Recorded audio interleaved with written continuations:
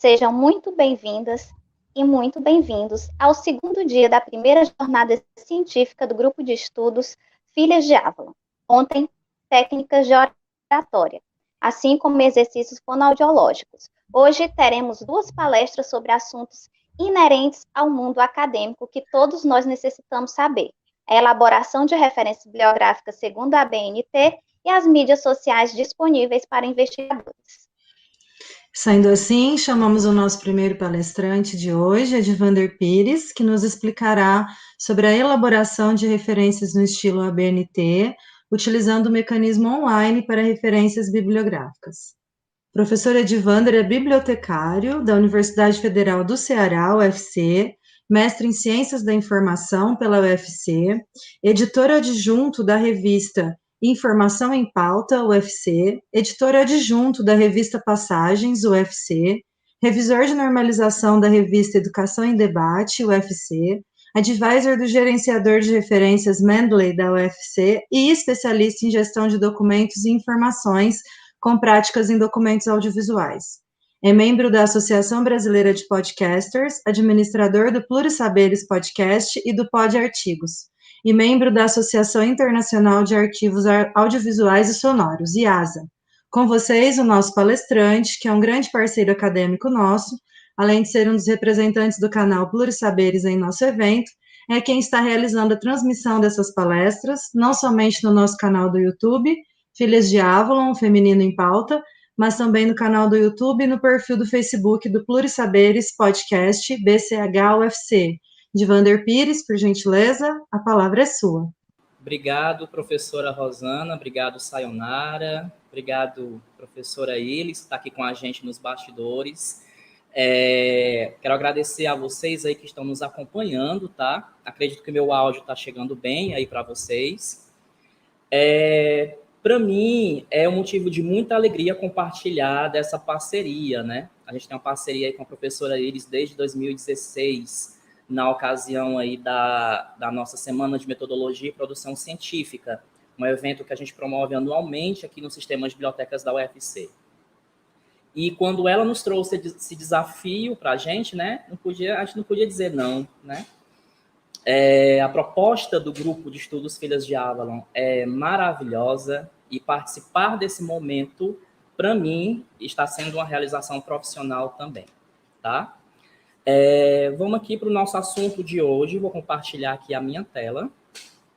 Bom, nosso tema de hoje, elaboração de referências no estilo ABNT, utilizando o mecanismo online para referências bibliográficas, que é o MORE. Quando eu ministro algum treinamento ou alguma palestra de normalização, eu sempre trago algumas reflexões também, para que a gente possa sair desses momentos com aquele pensamento de que não é a regra, só pela regra. Não é um conjunto de normas só por ser um conjunto de normas. Existe um porquê, existe um para quê e um para quem normalizar. Então, nós temos aqui envolvidas, né, as questões de padronização, de credibilidade de autores, né? Facilita a visualização e o acesso à publicação. A gente vai ver aqui um esquema, que é um ciclo que se retroalimenta, né, em termos de normalização. A comunicação entre metadados de editores de texto e softwares. Eu vou trazer aqui muitos termos biblioteconômicos que eu vou traduzi-los, né, à medida que eu for discorrendo aqui sobre esse assunto.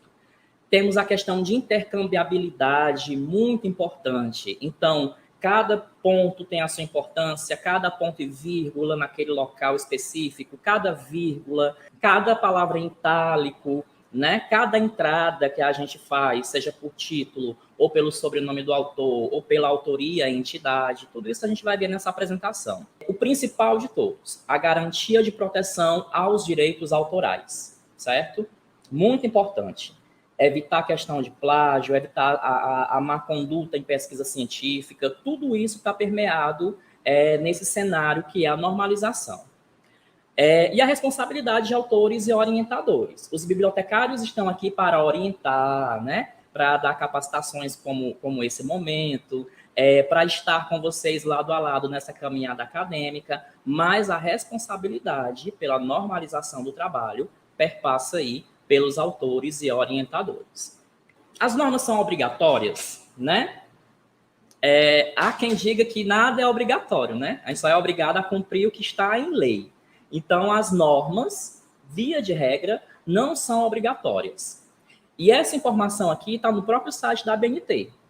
A norma é, por princípio, de uso voluntário, mas quase sempre é usada por representar o consenso sobre o estado da arte de determinado assunto, obtido entre especialistas das partes interessadas. As normas têm uma enorme positiva contribuição para a maioria dos aspectos de nossas vidas e quando elas estão ausentes, logo notamos. Exemplo disso são normas para tudo. Eletricidade, né? A gente tem normas específicas para isso, trabalhos acadêmicos, pessoal da engenharia, física, né?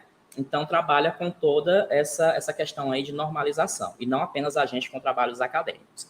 Elas não são obrigatórias, porém elas são recomendadas. Porque vamos imaginar se a gente na academia tivesse a liberdade, entre aspas, de fazer um trabalho de qualquer forma, sem seguir qualquer regra, né? Como é que seria? Como é que o caos que seria, né? Então, elas são recomendadas.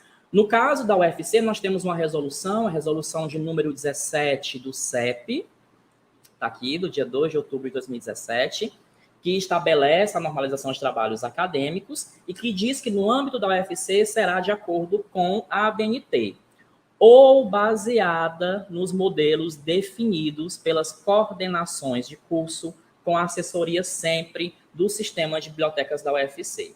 Então, é importante o envolvimento das bibliotecas universitárias nesse trabalho, dos colegas bibliotecários, né? Nesse trabalho mesmo, de parceria com docentes e discentes na construção dessa normalização. Cada instituição tem a sua autonomia para desenvolver os seus produtos, né? Com base na ABNT. Então, nós temos aí guias, tutoriais, templates, e cada instituição tem plena autonomia para essa produção. No caso da UFC, nós temos aí a resolução que estabelece e temos os guias de normalização, templates e tutoriais disponíveis no site do Sistema de Bibliotecas da UFC. Entre normas, formatos e estilos bibliográficos, né? Eu particularmente sou apaixonado por isso aqui, ó, tá? Nós temos vários, né? Temos a ABNT, APA, Vancouver, LaTeX, Chicago, Harvard, IEE, a UNI, que é da Espanha, e outros. O que é que vai ditar a tua padronização do teu trabalho? Se você for, por exemplo, publicar em uma revista científica, né? Você vai seguir o que a revista determinar. Você vai seguir de acordo com as diretrizes daquele periódico. Então, por exemplo, pode ser que o periódico te solicite a ABNT, mas há adaptações lá dentro da ABNT que você deve seguir. Então, você vai sempre se direcionar nesse sentido, tá? E aqui as principais normas da ABNT para trabalhos acadêmicos. Nós temos as normas de apresentação, né, que é a 14724, temos a de sumário, temos a de resumo, a de numeração progressiva de sessões, temos a de índice, projeto de pesquisa, citações, artigo científico e a que a gente vai ver hoje, que particularmente é a que eu prefiro, que é a de referências, a 6023, que foi atualizada agora em 2018. Desconsiderem a versão de 2002, tá? Pode ser que você vá consultar aí em alguma fonte a 6023-2002. Então, ela está obsoleta. A gente vai focar na 6023-2018, é a segunda edição, e contendo uma errata, tá? Tem lá na capa da norma essa observação. É versão corrigida, tá? Então, é a segunda edição, versão corrigida, que contém as erratas que foram acrescidas. Eu dividi esse nosso tempo em duas partes. Eu vou mostrar aqui o básico das regras, focando sempre nessa afirmação aqui. Eu vou começar com essa afirmação e vou terminar com ela também. Consulte a norma sempre que precisar. Não se desespere. Nem bibliotecário, apesar de eu ter uma opinião particular sobre isso, né? Mas nem bibliotecário tem a obrigação de conhecer de cabo a rabo da norma. Elas estão aí para serem consultadas. Surgiu a dúvida, vai lá, olha. Se você não tem acesso ao que a gente chama de documento primário, né, que é a própria norma, o próprio documento, você pode recorrer às fontes secundárias e terciárias, né, como os guias, templates e as bases de dados. E aí você vai sempre consultar no decorrer aí dessa sua caminhada acadêmica. Então, por que referenciar? Esse aqui é o ciclo que se retroalimenta, né, que eu falei no início da apresentação. Você parte de uma pesquisa bibliográfica ou documental, com ela você faz seu embasamento teórico ou referencial teórico, né?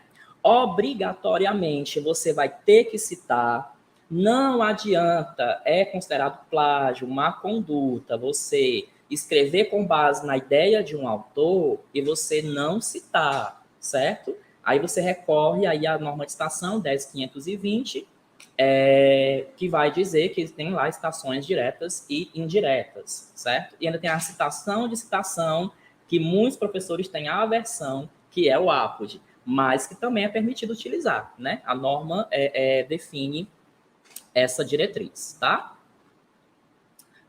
Nós temos aqui, então, se você cita, obrigatoriamente você referencia. Então, nós temos uma lista de referências, e todo esse conjunto compõe a tua publicação, que vai se retroalimentar, né, embasando novas pesquisas, e assim o ciclo recomeça. Então, essa daqui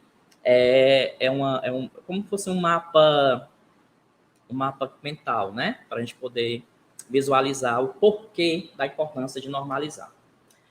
Então, vamos lá, vamos às regras, tá? A elaboração de referências. As referências devem ser elaboradas em espaços simples, alinhadas à margem esquerda, alinhamento esquerdo. Você vai querer, né? Essas coisas que eu estou falando aqui, entre parênteses, né, são vivências nossas do atendimento, de treinamentos, tá? Vai te dar aí alguma coisa de você querer justificar as referências. A norma não permite isso. É sempre alinhamento à esquerda. Separadas por si, entre si, por uma linha em branco de espaço simples, equivalente aí a 2 enters no teclado.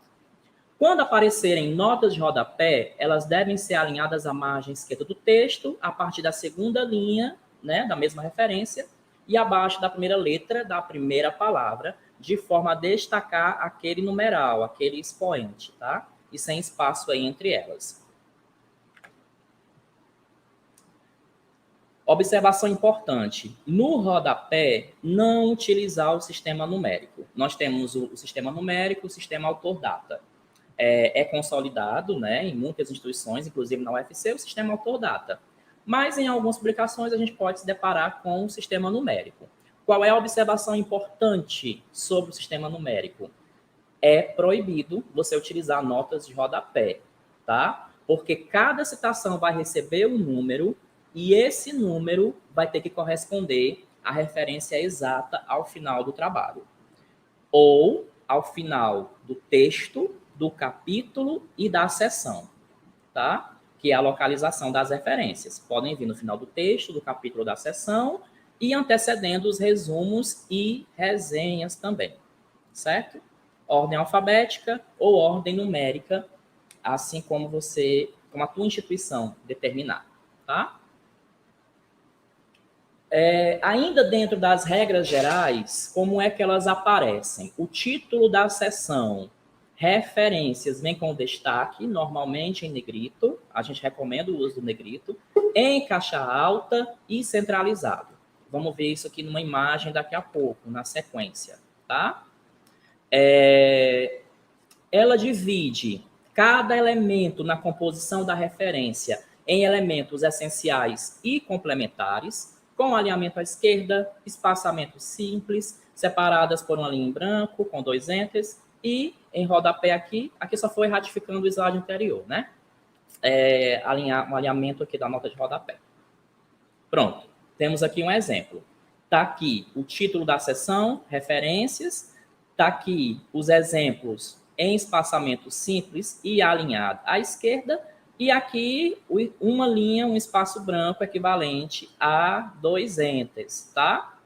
Não mais que 2. E aí, se vocês utilizam o editor de texto Word, lá tem a opção, se eu não me engano, em referências ou em layout lá em cima, que você vai ter que zerar um espaçamento. Normalmente você vai ver lá um 10 pt ou um 8 pt, então você zera, porque se você não zera, ela vai te dar um espaço a mais aqui, tá? E esse espaço a mais não é recomendado, porque a gente tem que seguir o espaçamento simples.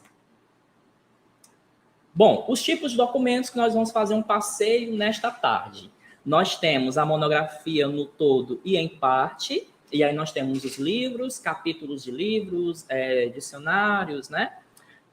Trabalho acadêmico, publicação periódica, trabalho apresentado em evento, documento jurídico, que muitas vezes é uma pedra no sapato aí de muitos discentes, tá? Mas vamos tentar descomplicar aqui o documento jurídico hoje.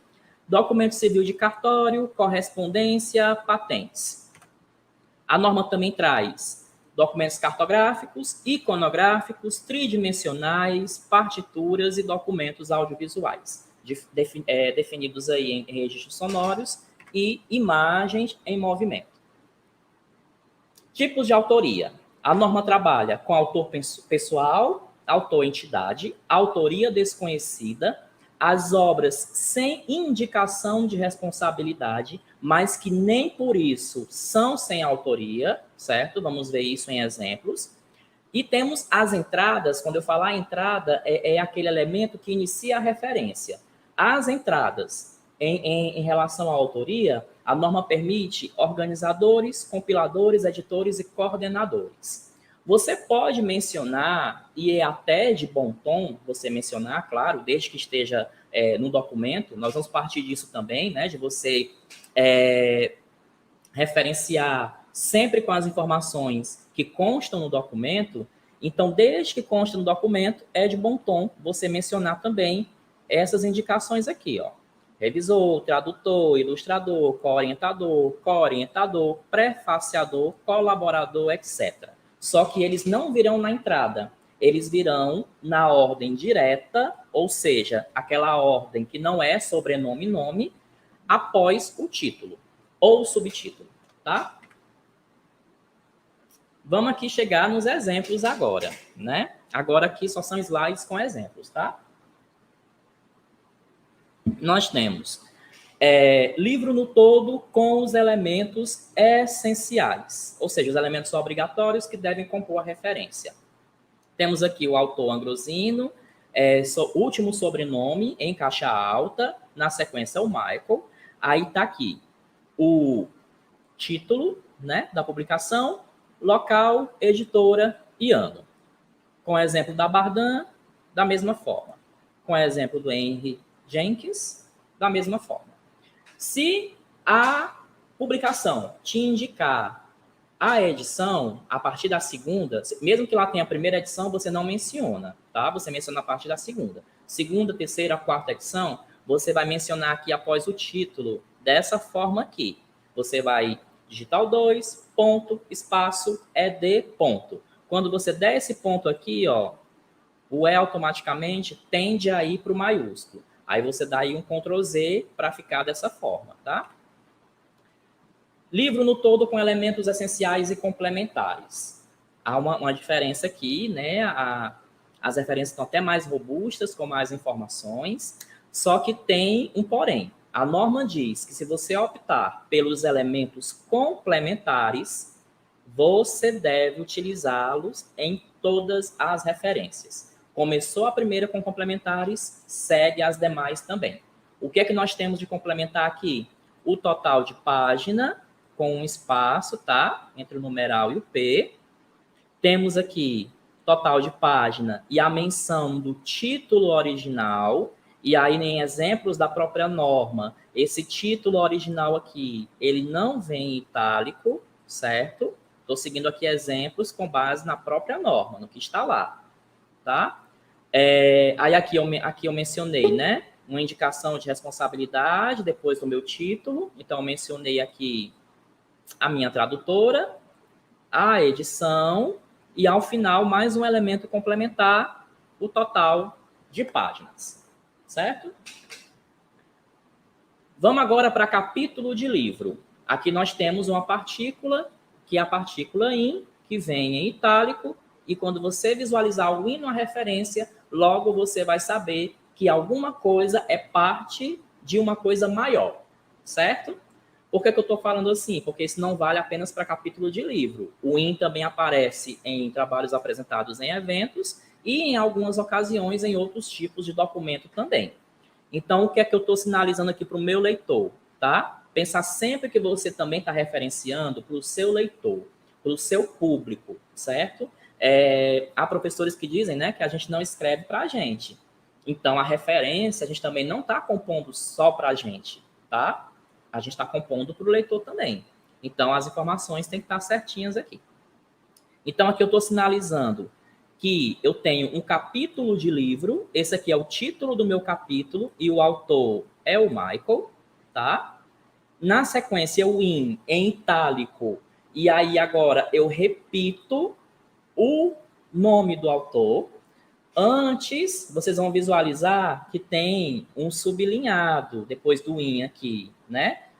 A norma de 2002, ela dizia que você poderia substituir esse nome aqui, esse trecho, por o sublinhado, né? O underline equivalente a 6 espaços. Você vai pegar trabalho, com certeza, com um espaço desse tamanho aqui, ó, enorme, mas a norma dizia 6 espaços. Hoje, na versão de 2018, você vai incluir depois do in, repetir aí, né, na verdade, a autoria, tá? No caso aqui, o autor do livro, tá aqui o título do livro, é o mesmo autor do capítulo que eu me embasei. Na sequência, eu optei por indicar o tradutor, aí eu tenho local, editora, ano e, obrigatoriamente, a sinalização aqui de capítulo, se houver. Se não houver, a paginação inicial e final é obrigatória, tá? Percebam que no slide anterior, eu trouxe como elemento complementar, na referência de livro no todo, o número total de páginas. É complementar. Para capítulo de livro, é obrigatório, tá? Então, na biblioteca, quando o teu trabalho chegar na biblioteca, o bibliotecário bater o olho nas referências e ver que em capítulo de livro está faltando a paginação inicial e final, você já sabe que o teu trabalho vai voltar e que você vai ter que incluir, porque é uma informação necessária para compor uma referência de capítulo de livro, tá? Um outro exemplo aqui de capítulo de livro, 3 autores aqui, ó, separados por ponto e vírgula. Perdão, 2 autores separados por ponto e vírgula. Aí nós temos aqui o capítulo do livro, a partícula in, sinalizando que esse autor aqui, ele é organizador. Olha como vem aqui a abreviação da sigla de organizador, tá? Org, ponto, entre parênteses, e o ponto final na sequência.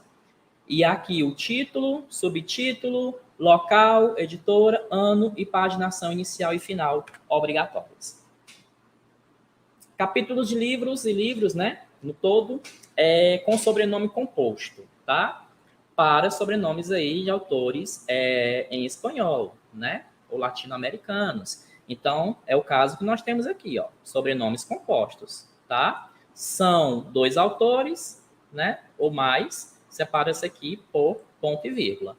Aí eu tenho o título, posso indicar tradutor, a edição, local, editora e ano.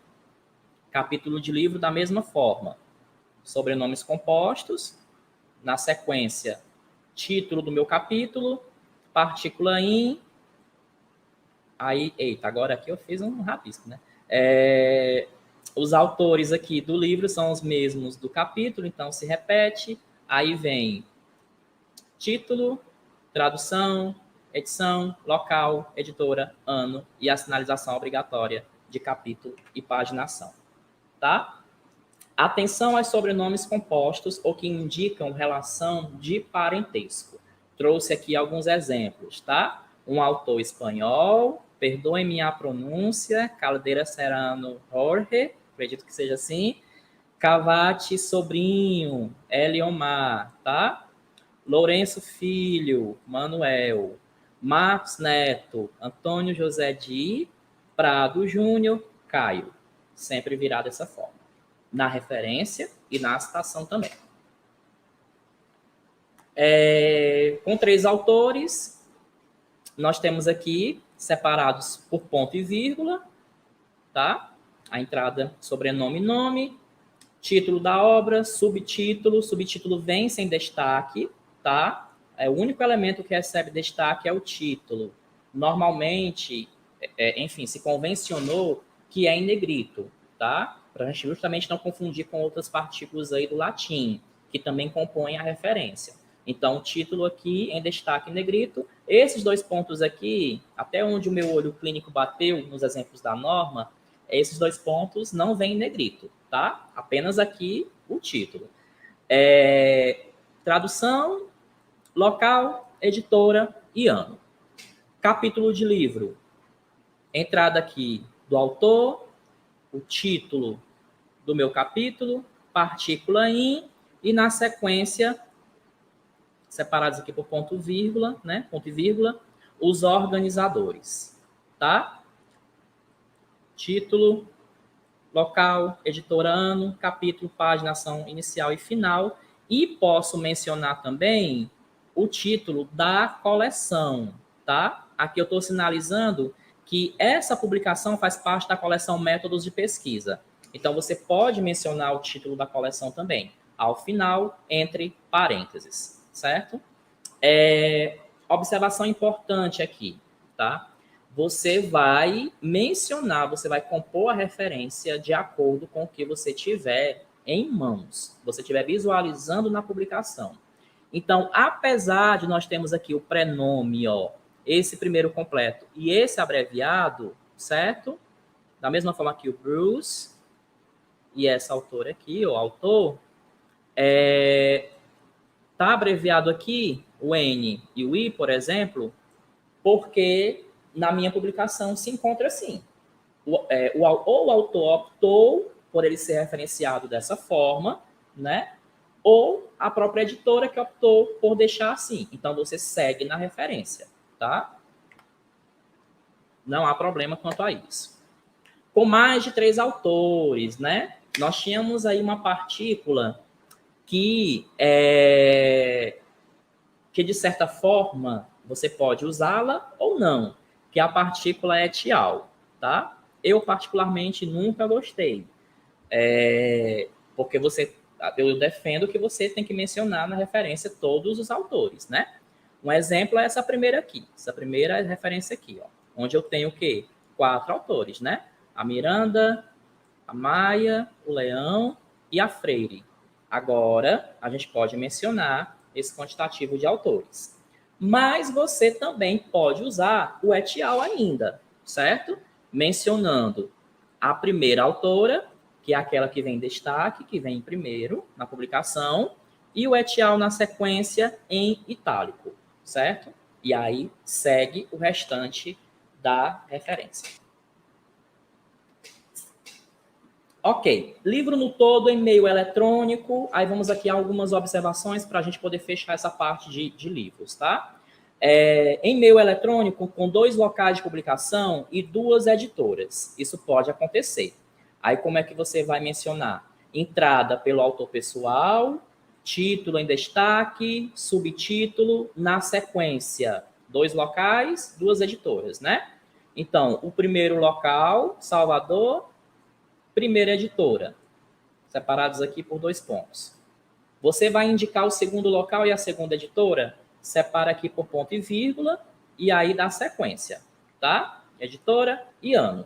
Como se trata de um documento em meio eletrônico, obrigatoriamente disponível em e acesso em. Vamos aqui a 3 observações. Primeira, São Paulo aqui entre colchetes. Qualquer informação que não estiver explícita no documento, mas que você conseguiu com certeza em outra fonte de informação, você pode mencionar na referência entre colchetes, tá? O que foi que aconteceu aqui? Primeiro de tudo, a inferência, né? O NESP. Mas na catalogação e na indexação lá no repositório, tinha aqui mencionado São Paulo. Então, está em uma fonte de informação que a gente chama de fidedigna, Logo, a gente pode incluir tranquilamente na referência, desde que venha entre colchetes, ok? Segunda observação, você vai trazer o link aqui, ó, né, de disponível em, você vai trazer o link. Quando você der esse ponto final e der o espaço, ele vai ficar azul, né, em forma de hiperlink. Aí você vai dar o Ctrl Z. Porque mesmo dessa forma aqui, como a norma traz, quando você converte o teu documento para PDF, ainda assim, quando o teu leitor for com o cursor do mouse, né, ele vai conseguir acessar esse documento. Então, por uma questão da gente seguir a norma, conforme os exemplos que estão lá, você desabilita aí a forma de hiperlink, tá? Terceira observação, acesso em e a abreviação dos meses. Em língua portuguesa, janeiro, fevereiro, março, abril, né, até dezembro, abreviado dessa forma, com exceção do mês de maio, tá? Que vem aí por extenso. E-book, né? Temos exemplos aí para e-book também. Você vai seguir o que a gente viu até aqui, com a única diferença de que ao final você vai mencionar e-book e se você optar, né, pode incluir o total de páginas aí entre parênteses. Da mesma forma que para capítulo de livro, sendo e-book e mencionando aqui o título da coleção ao final. Dicionários, né? Vamos agora para os dicionários, tá? A tua entrada vai ser pela palavra pesquisada, tanto aqui na referência como quando você for compor a tua citação. Então, essa tua palavra vai vir em caixa alta, tá? Exemplo aqui, podcast. Na sequência, o in em itálico, e você vai dar a entrada aqui, ó, da publicação pelo título, né?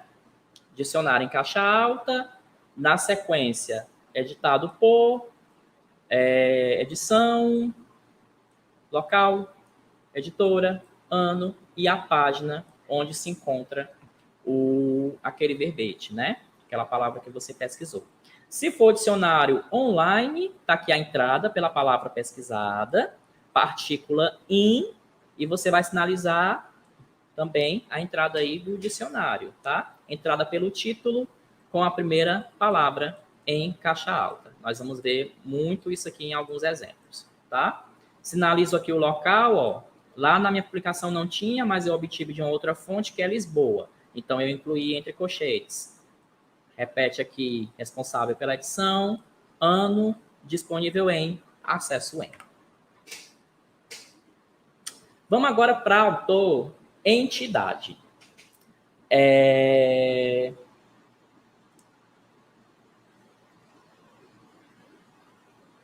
Eu estou aqui com o meu retorno. Não, eu sumi ele por um momento, mas voltou. Livro no todo, certo? Autor, entidade. Uma instituição é responsável pela publicação. É o caso da American Psychological Association. Então, eu dei aqui a minha entrada em caixa alta, por extenso, tá? Na sequência, título, com destaque. Posso mencionar o tradutor, edição, local, editora e ano. O que é que tem de diferença nesses dois exemplos? Né? Um elemento complementar. Título original, ó, ao final, que eu posso mencionar também.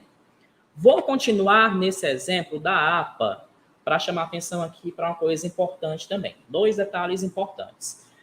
Quando a responsável pela edição, ou seja, o campo editora, coincidir com a autoria, a entidade, você vai obrigatoriamente dar a entrada dessa autoria por extenso e lá no campo aqui da editora, a norma te permite abreviar, certo? Pode incluir aqui dessa forma. Aqui eu estou sinalizando para o meu leitor que eu tive acesso à versão em inglês, né, da APA. Logo aqui no campo de edição, ó, eu vou seguir o numeral aqui em inglês. Então, nós temos aqui, ó, como mencionar a edição em língua inglesa, certo? Muito detalhe, né? Vamos aqui a exemplo de coleções em volumes. Então, nós temos aqui a entrada, que a gente chama de entrada por subordinação, né? Uma entrada vinculada. A autoria, como o Brasil, aqui já é um padrão que a gente utiliza, e os órgãos responsáveis pela publicação, o Ministério da Educação e o INEP. Claro que o INEP aqui, na sequência, é por extenso, né? Aqui, o título, local, aí eu repito, aqui sim eu posso repetir a editora mencionando a sigla, né, INEP, na sequência ano, e eu estou sinalizando para o meu leitor que eu estou referenciando 5 volumes juntos, certo? São os 5 volumes e eu referenciei dessa forma. Mas eu posso sinalizar para o meu leitor que eu tive acesso apenas a um único volume. É esse segundo exemplo aqui, ó. Eu especifico que é o volume 5. E eu posso dar mais detalhes ainda enquanto nota. Existe um campo de nota, né, para isso. A norma permite. Então, na sequência, eu posso dizer, por exemplo, qual é o título desse volume 5, tá? Dessa forma aqui, como nota. Coleção em volumes. Autoria desconhecida. Autoria desconhecida, entrada sempre pela primeira palavra do título em caixa alta, que é como está aqui. Então, tem o Almanaque Cultural do Tocantins, local, responsável pela edição e ano. Esse daqui é o meu documento original, tá? Mas com base nele, eu trouxe aqui alguns exemplos hipotéticos para poder sinalizar isso daqui, ó. E se o local ou a editora não constarem no documento, como proceder, né? Dessa forma aqui. A expressão sine loco abreviada, SL, e em itálico, tá? Existe aqui um espaço entre elas, entre as letras, certo? Aí você continua.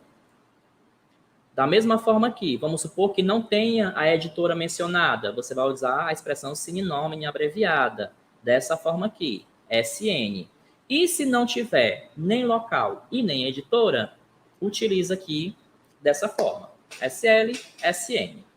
Claro que aqui, lembrem-se que toda informação que não consta no documento, mas que eu tenho segurança, porque eu consultei uma outra fonte de informação, eu posso trazer para referência, desde que venha entre colchetes. Então, nesse exemplo hipotético aqui, eu tô sinalizando para o meu leitor que, inclusive, aqui a editora, ó, eu consultei em uma outra fonte, porque está entre colchetes. Ok? Para cidades homônimas, acrescentar a sigla do estado ou o nome do país. E aqui nós temos alguns exemplos, né? Cascavel, Eldorado, Juazeiro e por aí vai. Outra observação importante. Quando houver duas editoras com locais diferentes, a gente vai indicar ambas com os respectivos locais e vamos separar por ponto e vírgula. Se ocorrer de vir 3 editoras ou mais, a gente indica a primeira ou a que estiver em destaque. Vamos aqui para o exemplo, né? Cadê o campo aqui? Os dados da publicação, que a gente chama, né? Nós temos aqui, ó, local, primeira editora, ponto e vírgula, local, segunda editora e ano. Quando houver 2 editoras com o mesmo local, a gente indica ambas separadas por 2 pontos. Tá aqui local, né? 2 pontos, primeira editora, 2 pontos, segunda editora e na sequência o ano. Se no documento não constar nenhuma data de publicação, distribuição, copyright ou impressão, indicar sempre uma data aproximada entre colchetes, tá? E aí a norma traz um rol exemplificativo, né? Nós temos aqui alguns. Dessa forma aqui, eu quero dizer que o ano é certo, mas não está indicado na obra. Ano provável, década certa, década provável, século certo, século provável e copyright, tá? A gente pode recorrer também, dependendo do caso, à expressão latina circa, se eu não me engano, é circa. E aí nós temos a abreviação CA, que é aproximadamente, né? Aproximadamente ponto e o ano, vamos supor que 2012. A gente também pode utilizar, tá? Agora, a partir de hoje, vocês vão esquecer o SD, certo? Se um dia o SD existiu, hoje não existe mais. Então, esqueçam isso na lista de referência de vocês, porque você vai sempre ter que sinalizar alguma data seguindo aqui esse rol, certo? O rol é exemplificativo. Vamos sair dessa parte agora de livros e capítulo de livro e vamos adentrar agora nos outros tipos de documentos. A começar aqui pelos trabalhos acadêmicos. TCC de graduação. Esse TCC é impresso, tá? Então, nós temos a entrada pelo autor do TCC, na sequência, o título em destaque, subtítulo. É de bom tom você trazer orientador ou orientadora, tá? E aí vem na sequência aqui do título. Se, por exemplo, tivesse um co-orientador, não tem problema. O co-orientador viria na sequência aqui, nesse espaço, tá? Ano, quantidade total de folhas e a natureza do trabalho. No caso aqui, trabalho de conclusão de curso, graduação em jornalismo dessa forma aqui, separa por hífen e espaço, tá? E a instituição aqui, lembrar sempre do vínculo do menor para o maior, certo? Nesse vínculo de subordinação. O curso, que está vinculado ao instituto e vinculado à universidade. Aí, na sequência, local e ano. Se eu tiver em meio eletrônico, a exemplo de uma dissertação ou tese online, né, como está aqui, qual é o diferencial? O disponível em e o acesso em, tá? E aí você segue conforme aqui esses modelos.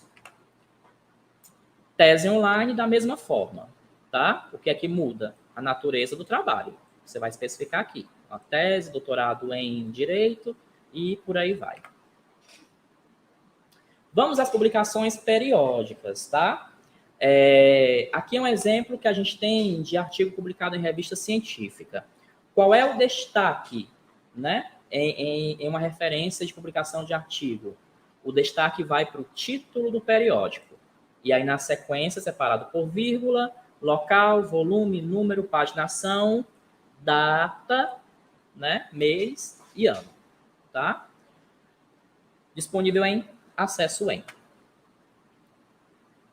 Só que agora nós temos o DOI, certo? O que é o DOI? A gente chama de identificador persistente, que é como se fosse o CPF daquele documento. No caso aqui, o CPF do artigo na internet. O que é que isso quer dizer? Se, porventura, acontecer desse link aqui não funcionar mais, e quem fez TCC lá em 2010, 2011, sabe o que é isso, porque foi o meu caso, né? Pode acontecer desse link não funcionar mais. Aí hoje a gente tem o DOI, tá? Com esse DOI aqui, ó, com essa URL, né? Você vai conseguir recuperar o artigo tranquilamente na internet. Tanto que, em alguns exemplos da norma, o DOI substitui o disponível em acesso em. Você pode optar por terminar a referência aqui com o DOI, certo? Mas se não tiver, aí você recorre a disponível em e acesso em, tá? E mais uma vez aqui, ó, autoria, título do artigo, subtítulo do artigo, destaque para a revista, tá? Vindo aqui em negrito, volume, número, paginação, ano e DOI. Vou chamar aqui a atenção para uma situação importante. Isso aqui aconteceu comigo, tá? Esse artigo aqui, há artigos que a gente acessa só pela via realmente das bases de dados pagas, né? Então, você não vai ter esse link para o teu leitor acessar quando ele estiver lendo o teu trabalho. Lembra que a gente está escrevendo para os nossos leitores. Então, pensando nisso, você pode substituir pelo DOI.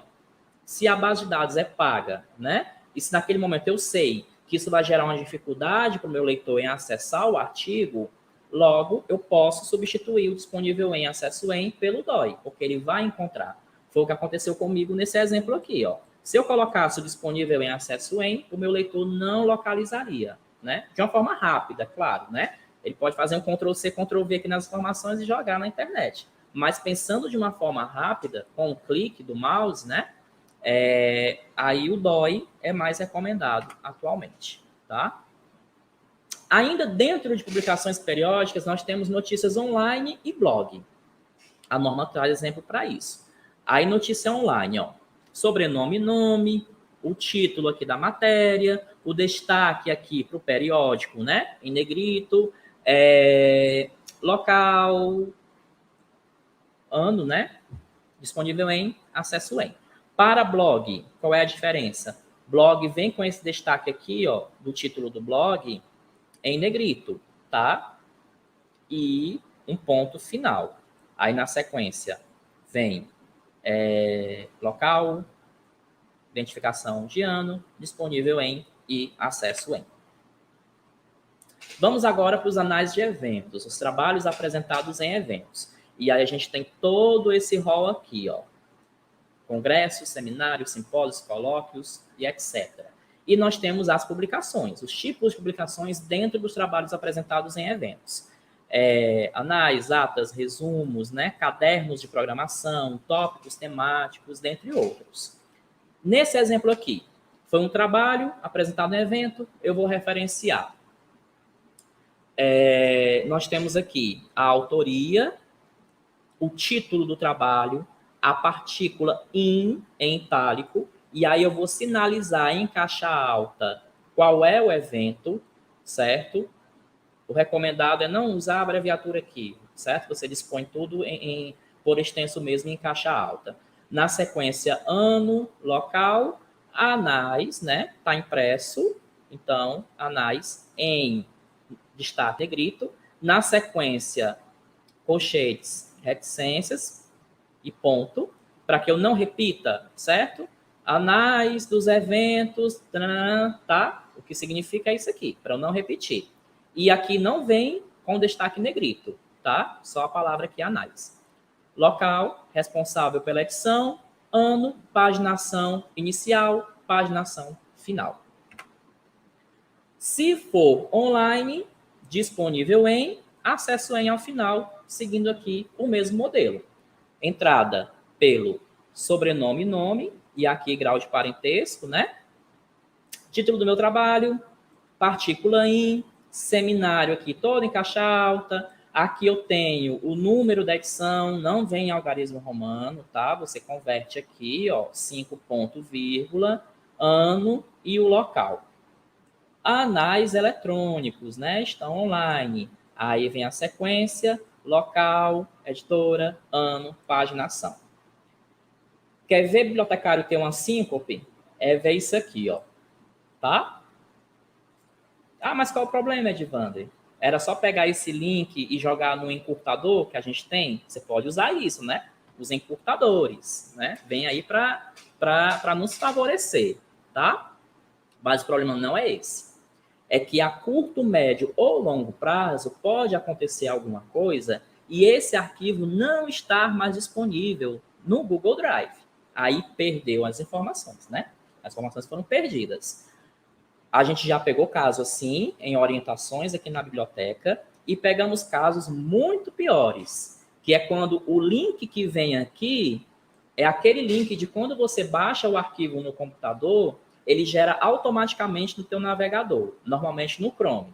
Aí a pessoa pegou o Ctrl+C, fez o Ctrl+V e o acesso não rolou, né? Isso aconteceu em uma banca de qualificação. E aí foi foco lá da banca essa questão do acesso, tá? Então, prestar sempre atenção nesse detalhe, tá bom? Sem falar em aspectos também de preservação digital, né? Que também aí tem a ver com a nossa prática bibliotecária, tá? Eventos realizados simultaneamente. Agora, a 6023/2018 permite a gente mencionar eventos realizados simultaneamente, desde que venham separados aqui, ó, por ponto e vírgula, certo? Você segue toda essa entrada aqui, o IN, em caixa alta aqui o título do primeiro evento, o número, ponto e vírgula, o título do segundo evento, e aí segue conforme o modelo. Essa apresentação vai estar disponível, tá? Ao final, eu trago o link certinho aí para vocês acessarem no decorrer dos dias.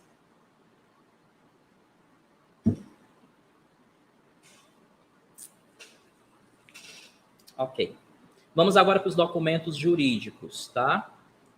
Exemplos trazidos pela própria norma. Então, nós temos aqui a Constituição Federal, a entrada por Brasil.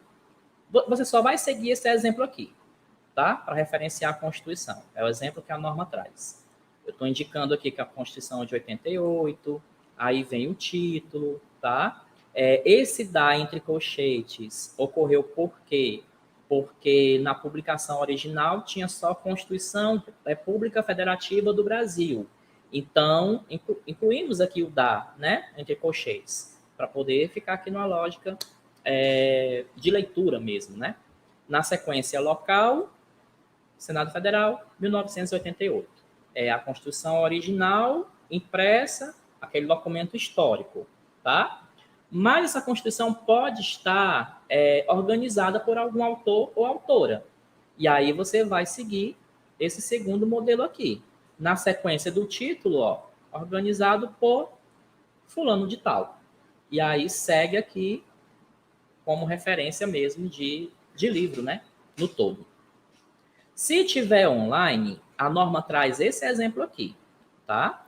Então, entrada por Brasil, Constituição, aí na sequência está negrito, local, presidência da República e 2016 entre colchetes. O que foi que eu inferi aqui da norma? Que essa data aqui é considerada a data da última emenda que está lá no site. Só que hoje, né, esses dias eu fui olhar, já tem 2020. Então, você possivelmente vai alterar aí para 2020, tá? Aqui nessa tua referência aqui. Seguindo essa lógica, né? Disponível em e acesso em. Lembrar sempre, as normas estão aí para serem consultadas, certo? A gente tem aqui um conhecimento geral, uma visão geral. Vamos trazer isso para uma ferramenta, para um software, ao final dessa apresentação, que vai facilitar aí a nossa vida acadêmica, tá? Vamos aqui o exemplo de lei e decreto. Leis e decretos. Entrada aqui pelo local, né, pela jurisdição. O destaque da lei, inclusive a sua data, vem em negrito. Você pode especificar aqui a ementa, tá? Se ficar muito grande, você pode recorrer à supressão. Colchete, 3 pontos, tá? Desde que não altere o sentido original aqui da sentença. Local, presidência da República, ano, disponível em e acesso em. Decreto segue o mesmo modelo, mesmo exemplo, tá? Portaria, você pode referenciar uma portaria. Aí aqui nós temos aqui uma vinculação, né? Ministério da Educação vinculado aqui ao Brasil. Portaria, número, aí você vai especificar a data. O que vem em destaque? Diário Oficial da União. 2 pontos, menciona a sessão, poder executivo, local, número, página, data, disponível em e acesso em por estar online. Parecer, segue o mesmo exemplo, né? Aqui entre colchetes eu não fiz uma supressão, eu fiz um acréscimo, tá? Para melhor identificar. Então, é permitido também, certo? E para parecer, surgiu aqui a figura da relatora, né? Que pode vir aqui na sequência. Aí, local, instituição aqui, ó, que pode vir abreviado, porque aqui eu já trouxe por extenso, disponível em e acesso em. Ofício e memorando também podem ser referenciados. O que é que vem em destaque? Ofício, número, e aí você segue o restante aqui do modelo. Ao final, você especifica o assunto, tá? Você pode recorrer a esse recurso aqui, especificar o assunto, tal qual está aqui e aqui também. E mais uma nota, né? A referência aqui ao processo SEI, onde o memorando está disponível. Vamos para documentos cartográficos. Em documentos cartográficos, nós temos mapas, atlas, globos, né? E o que é que aparece aqui como elemento ao final? A escala. É um elemento importante, certo? Então, aqui, o mapa impresso. Entrada pela jurisdição, que está sendo como autoria aqui, né? O título, tá? E aqui a publicação onde ele se encontra, em negrito. Local, responsável aqui, ó, posso abreviar o SUDEC, né? Porque eu trouxe aqui por extenso já. Olha aqui um exemplo aqui de uma daquelas datas lá, né? Do rol que está lá no exemplo. Especifico o que é um mapa e digo qual é a escala. Se for online, da mesma forma. Entrada aqui por extenso, né? IBGE. Aqui é vinculação, tá? A diretoria e a coordenação estão vinculadas ao IBGE. Aí aqui o título, sinalizo sem local, né? Siniloco porque não tinha lá especificado. IBGE 2015, um mapa, escala, disponível em e acesso em. Para Atlas, você segue o mesmo modelo, com a diferença de que ao final, um Atlas e a escala, tá? Esse daqui do IBGE está em forma de livro. Então, ao final, você mencionou só um Atlas e a paginação. E aqui está como parte, né? Lembra que o IN é alguma coisa que é parte de uma coisa maior. Então, nós temos aqui IBGE, né? O título aqui, dentro dessa publicação aqui, ó, Atlas do Censo Demográfico, sem local, IBGE, sinalização de ano, um Atlas, escalas variam, você não sabe ao certo, né? Você não vai ter como saber ao certo, então você traz escalas variam, a página exata, disponível em e acesso em. Vamos agora para documentos iconográficos. Nós temos aqui fotografias, banners também entram aqui, slides também entram, peças publicitárias, tá? Tudo isso é passível de ser referenciado. Em fotografia impressa, eu trouxe aqui a autora da minha foto, o título, ano, especifico que é uma fotografia, que é colorida e a dimensão, tá? Por que que tem esses colchetes aqui? Porque não tinha o título na foto. Eu atribuí um título. E você pode atribuir, desde que venha entre colchetes. Um outro recurso que a norma também permite para fotografias é você digitar, né, sem título, tá? Pode vir dessa forma aqui. Aqui tá só, como diz aqui, o garrancho, né? Sem título, tá?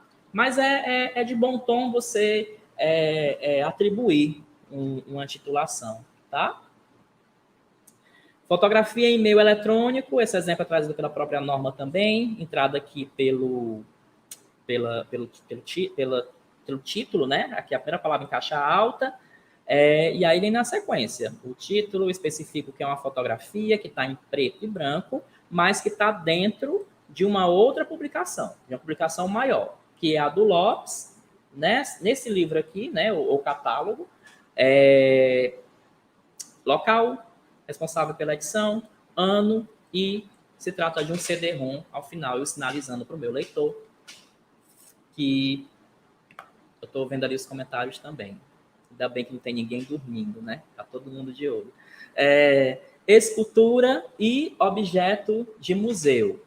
Eles entram na categoria de documentos tridimensionais, tá?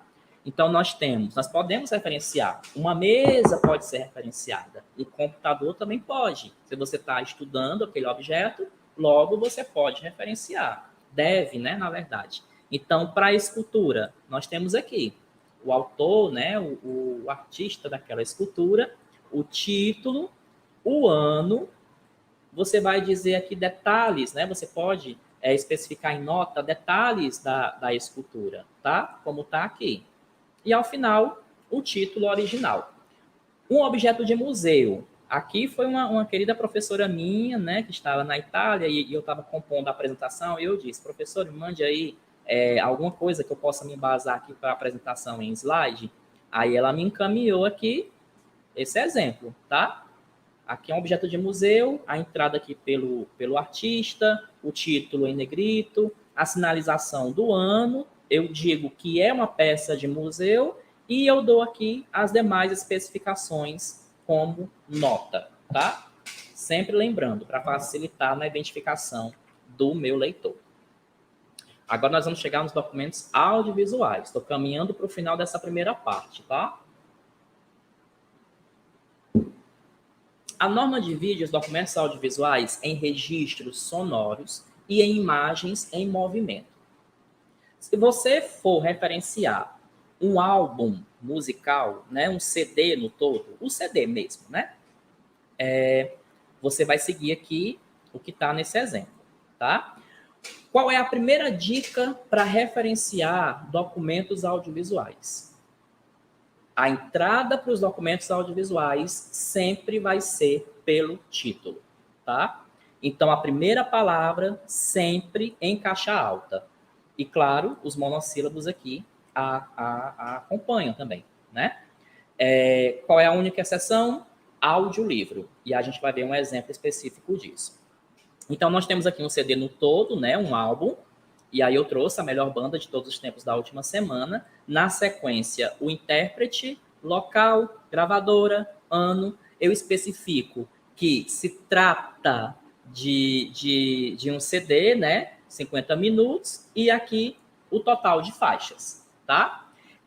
Eu posso também referenciar um CD em parte, uma faixa musical. Então, eu vou entrar aqui com a canção, né? No caso aqui, Epitáfio. Na sequência, intérprete, compositor, sempre nessa ordem aqui, primeiramente o intérprete, tá? O IN, para eu sinalizar que faz parte de um álbum, e aí eu sigo pelo título do álbum. O intérprete do álbum, tá? Você repete, local, gravadora, ano, CD e a faixa 6 e a minutagem entre parênteses, tá? Se você optar por trazer a minutagem, você vai sempre trazê-la entre parênteses.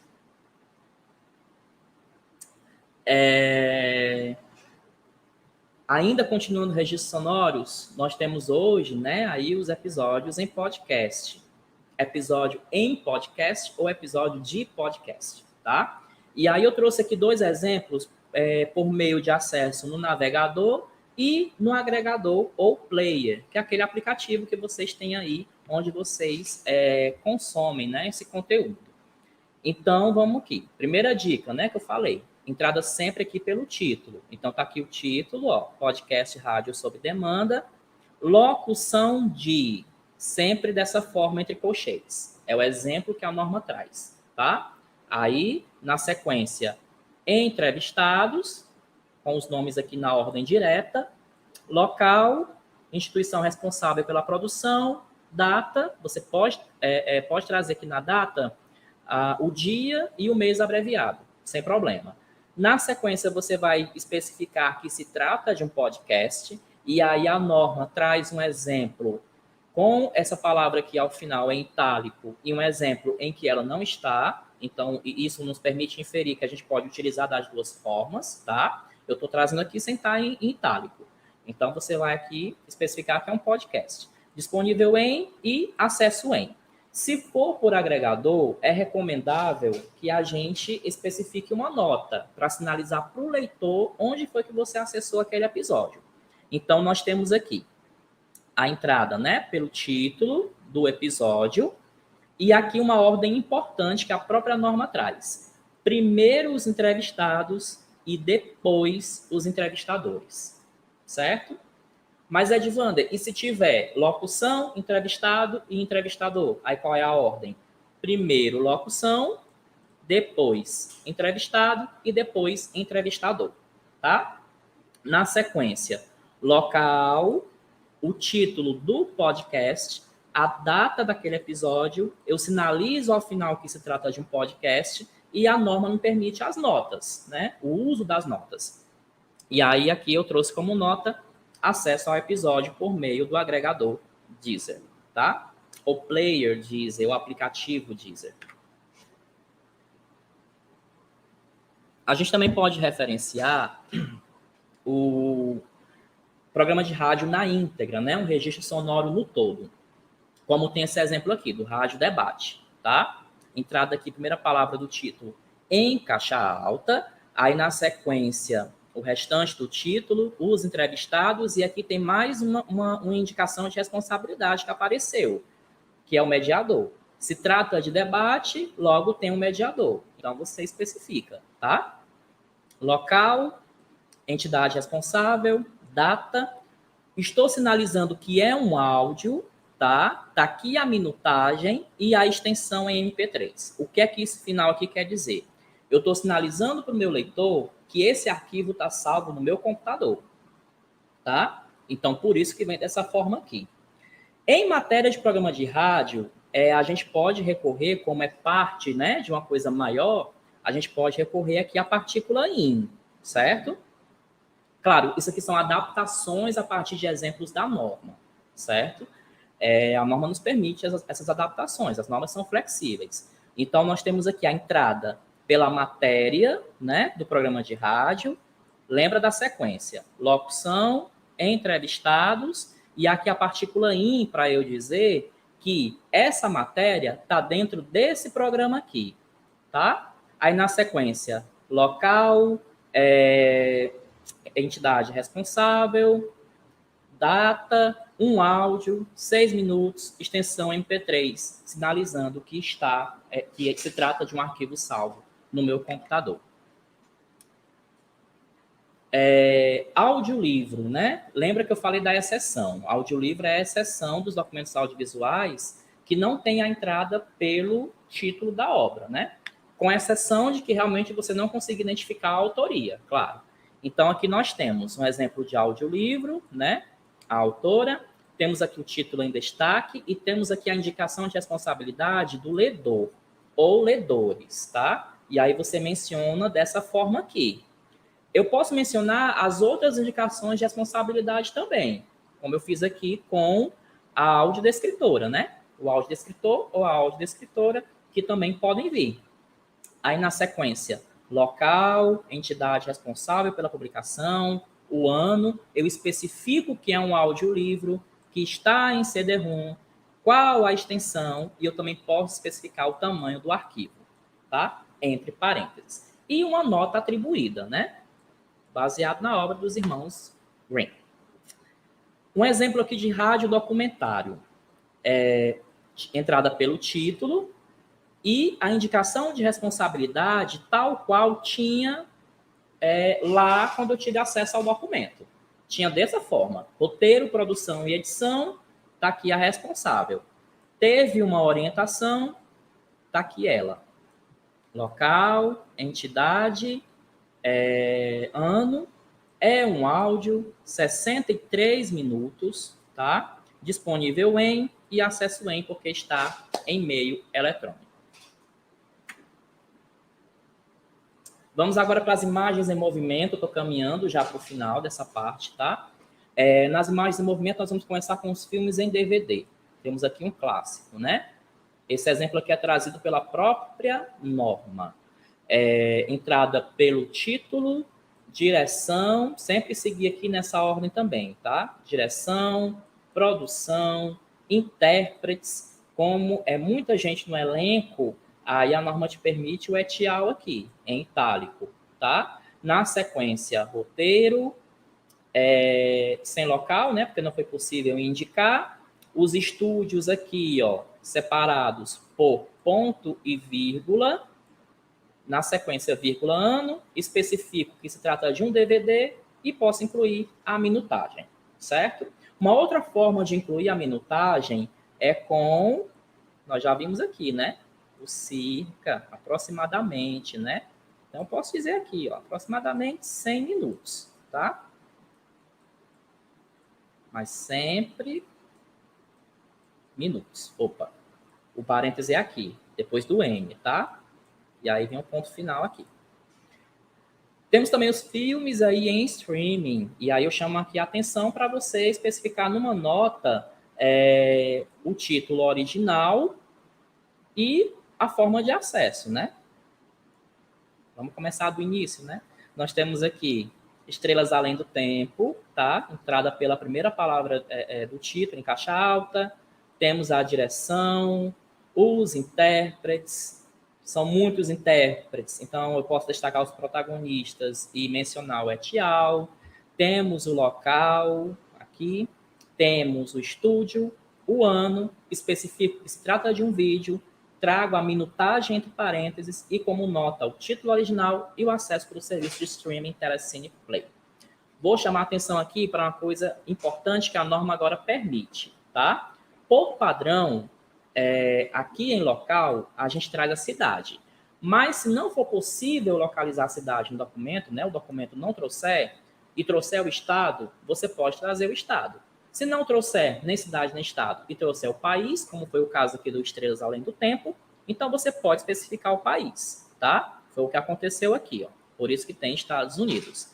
E, se eu não me engano, há alguns exemplos aqui na frente que eu também trouxe o país, justamente por estar lá. Série de televisão em DVD, tá?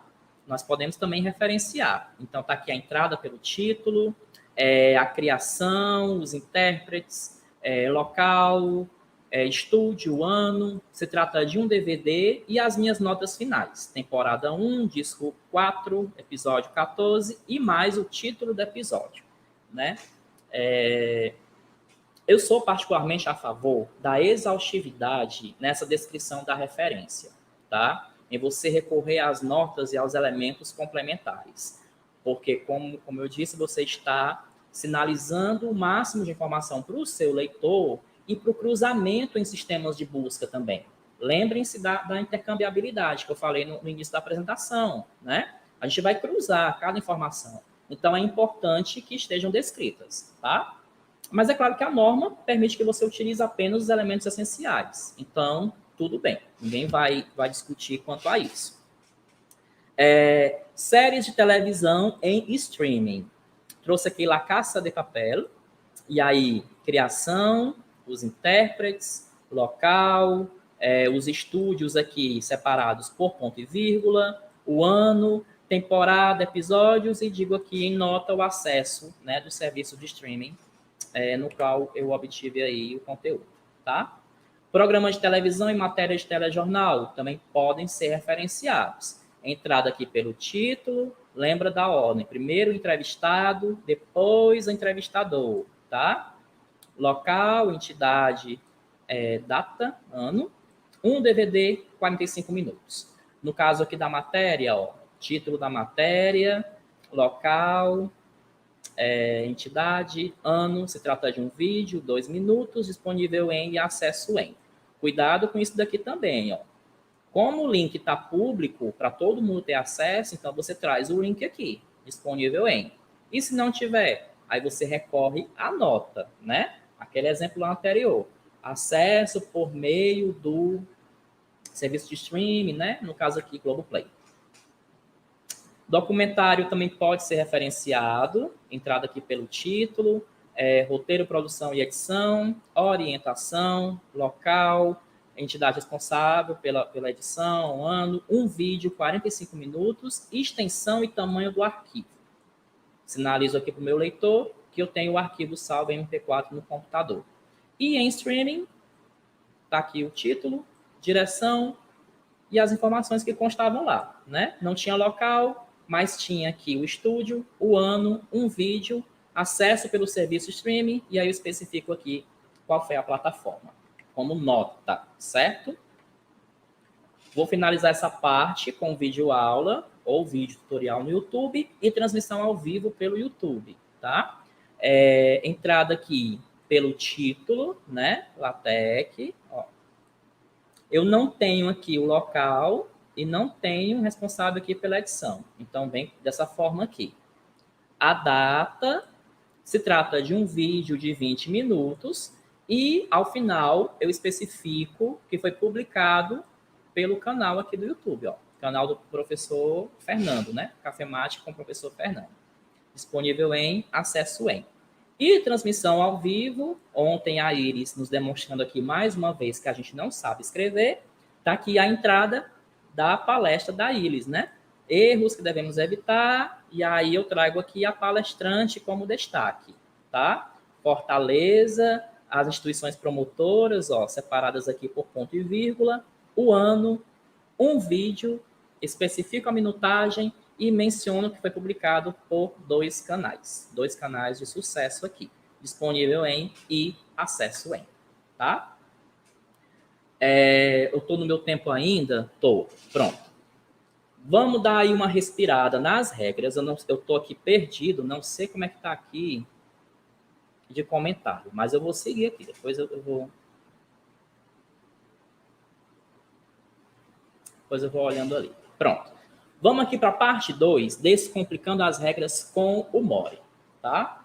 Eu trago aqui apenas um slide de apresentação, e aí eu vou para o site, e nós vamos juntos para o site, tá? É o momento aí que ninguém vai ficar parado, vai todo mundo se movimentar comigo, certo?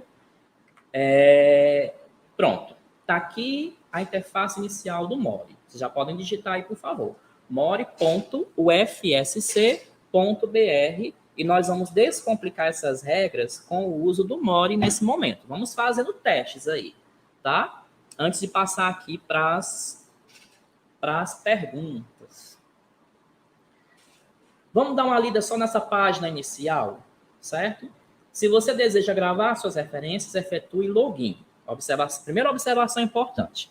Porque no site, a gente pode gerar as referências, né, tranquilamente. É um construtor de referências. Aí você preenche as informações, dá o Ctrl+C, dá o Ctrl+V no teu trabalho. Mas como nós vimos aqui hoje, né, nós vamos sair hoje dessa tarde com o conhecimento básico de 6023, pode ser que você bata o olho em algum detalhe que o Mori ainda não identificou. E isso acontece não apenas com o Mori, isso é da linguagem de programação, né? Seja HTML, XML ou a CSL. Isso pode acontecer, no sistema não reconhecer um detalhe específico daquele estilo bibliográfico. E isso acontece na BNT, acontece na APA, Vancouver e naquelas normas que eu apresentei aqui no início. Então, como a gente tem hoje uma visão geral da elaboração de referências, né? E como a gente sabe mais ou menos onde está cada ponto, cada itálico, então se você bater o olho em algo que não esteja tão correto, você vai alterar, tá? Mas a confiabilidade do Mori é de quase 100%, né? É um construtor de referências muito bom e que eu convido vocês agora a acessarem aí comigo, tá? Então, o que é que a gente tem aqui, ó? Peraí.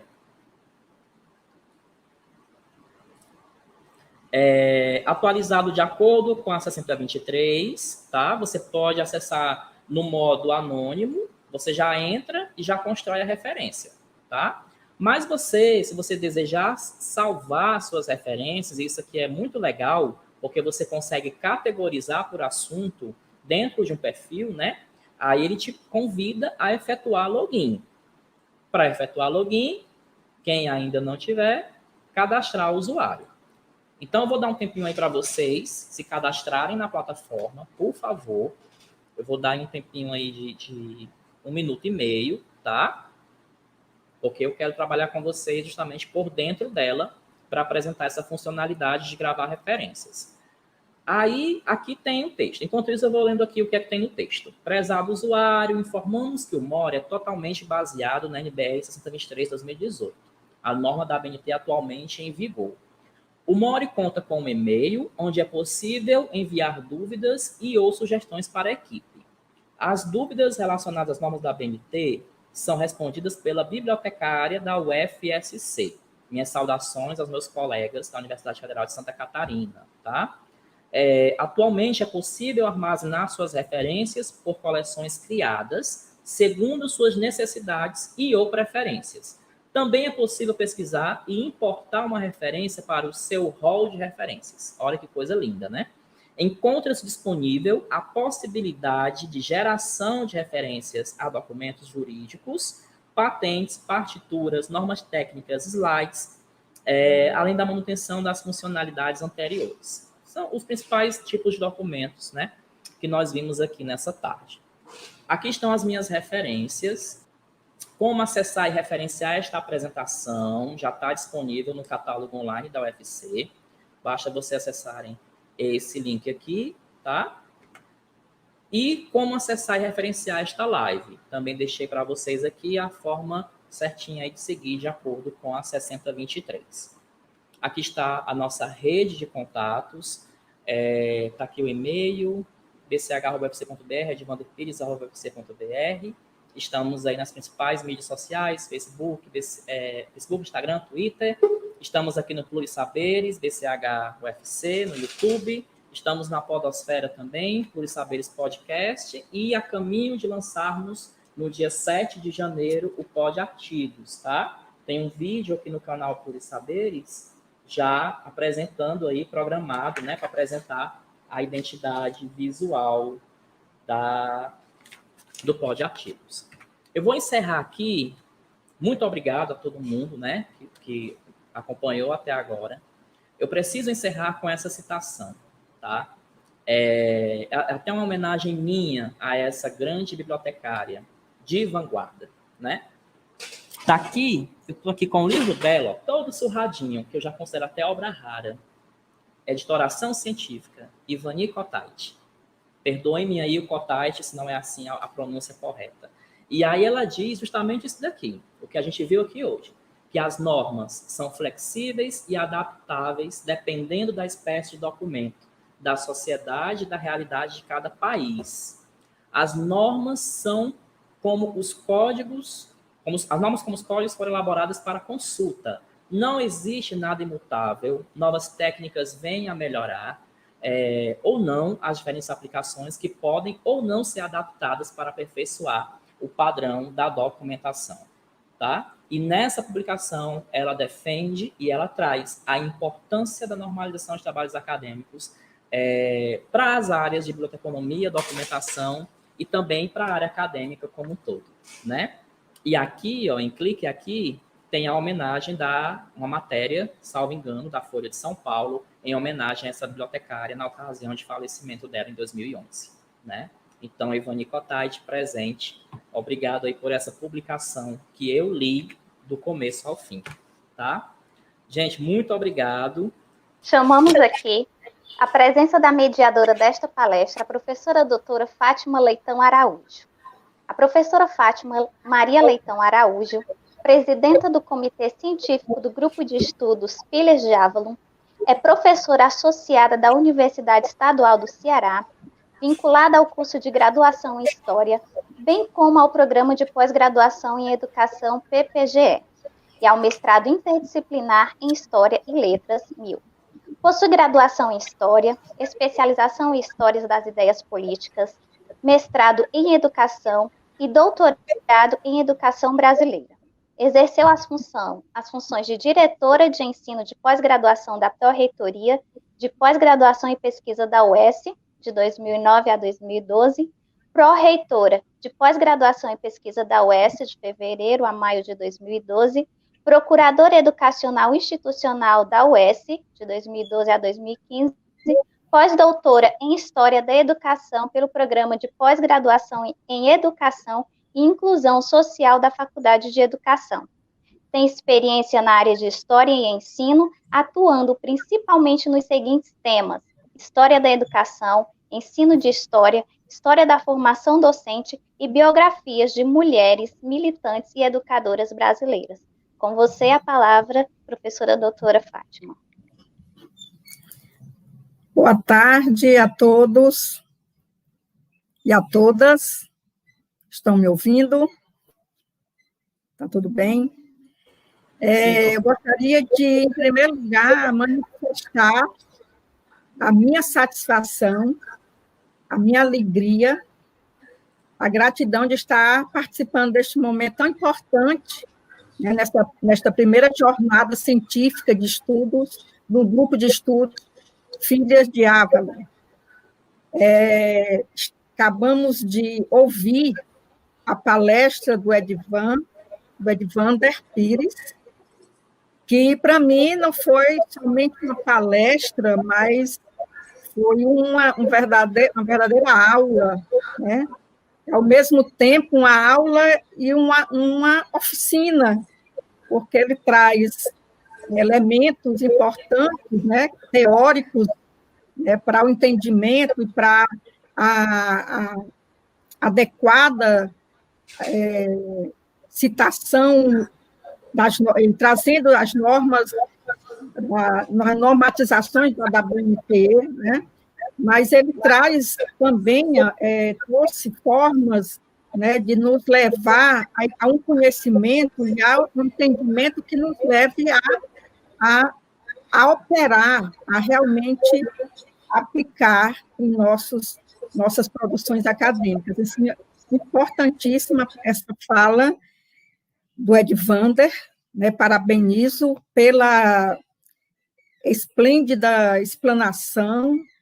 Eu acho que as pessoas aqui, eu já vi que são muitos os comentários, elogios a este momento tão importante, né? E até mesmo porque é uma temática que nos é muito cara, porque a cada momento que nós estamos realizando uma produção científica, aí vem as grandes indagações em relação a essas normatizações, de como, né, citar, de como referenciar os autores, obras outras que não só livros, como ele colocou aqui, várias outras produções, né, como produções de documentários e assim por diante. Enfim, é um privilégio estar aqui, né, e estamos para aqui ouvir as perguntas, vamos aqui receber as questões que possam ser colocadas, que estão sendo colocadas, para apresentar para o nosso palestrante de hoje fazer as suas considerações, né? Então, nós podemos, eu acho que já foi aberto aqui para as perguntas, né? Já vimos que são várias os elogios, questões que são levantadas em relação ao métier do pesquisador, neste momento de seguir a normatização formalizada pela BNT, né? Então, eu acho que agora nós temos aqui algumas questões, né? Como, por exemplo, Gisele, que coloca, você disse que não devemos usar o sistema numérico arábico nas notas de rodapé. Nesse caso, o sistema autor-data no rodapé e ordem alfabética na lista de referências é o correto? Tem essa questão. Tem outra questão também que está sendo colocada pela Fernanda Bandeira. Ela coloca: um dos meus artigos publicados não tem o DOI. Tem como gerar para ele? Se sim, como faço? Então, eu vou trazer mais outra questão para que possamos passar a palavra para o Edvan. A outra questão o ponto final deve vir depois do texto do parágrafo ou depois da indicação ou referência. Exemplo, texto. Branquinho 2007, ou Branquinho, vírgula, 2007. Entre parênteses. A primeira está entre dois pontos finais. Passo agora a palavra para depois nós incluirmos um outro bloco de questões que estão sendo levantadas aqui. Ok, professora, obrigado ao pessoal aí que encaminhou dúvidas. Como eu estou aqui na operação técnica também, vou tentar jogar aqui na tela para facilitar aqui a visão, principalmente da última pergunta, tá? Primeira pergunta, sistema numérico e autor-data. O que é que a norma diz? Se você optar pelo sistema numérico, você não deve utilizar as notas de rodapé, tá? E aí, cada número vai corresponder, vai ter que bater citação e referência ao final, a lista de referências, certo? No autor-data, dispensa o sistema numérico. Aí você traz em ordem alfabética ao final a lista de referências e aí você fica livre para utilizar as notas de rodapé. Que a 10.520, que é a norma de citações, vai dividir essas notas de rodapé lá, certo? Ela vai chamar de nota explicativa, né? E outros tipos de nota também. Ela vai dar uma diferenciação nesse sentido, tá? Acredito. Enfim, se não tiver essa aí a pergunta, por favor, acho que foi a Gisele, né? Comente aí, por favor, Gisele. O DOI, como gerar? cada periódico científico, nós estamos numa maratona, e eu estou falando isso por experiência própria também, numa corrida pela obtenção do DOI, certo? Então, um dos critérios que você, se você for analisar para submeter o teu artigo para uma revista científica, o que eu recomendo é que um dos critérios você observe se aquela revista tem DOI atribuído aos artigos. E aí, cada artigo recebe esse DOI e a publicação no todo também recebe esse DOI, né? E aí, quando você for compor a referência, você pode substituir o disponível em acesso em unicamente pelo DOI, tá? É atribuído aí por uma entidade chamada Crossref.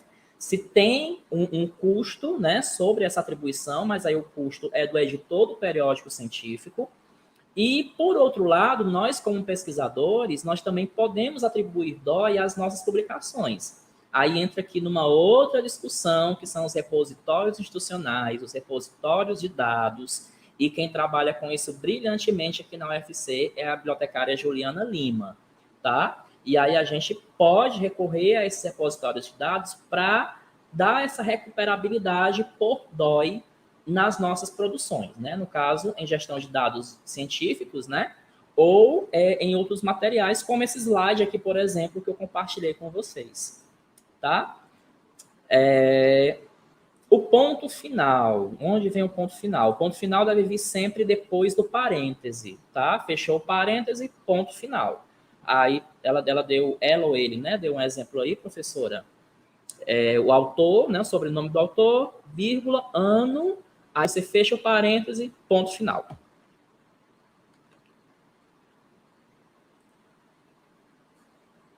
Ok? Certo. Então, nós temos ainda algumas outras questões, né? Como, por exemplo, nós temos aqui o Wilson Aparecido de Oliveira, ele coloca: usaremos os colchetes para incluir informações adicionais de outras fontes, mas como vamos provar que essa outra fonte existe? Eu vou trazer também a questão da Zenaide Melo Brito, né? Quando ela diz o seguinte: quanto à autoria, é a mesma responsável pela publicação, é necessário repetir na imprensa. Antes, apenas se colocava vírgula entre o local e o ano. Por exemplo, Brasília 2020, né? Foi o exemplo dado. Uhum. Outra questão colocada pela Micaele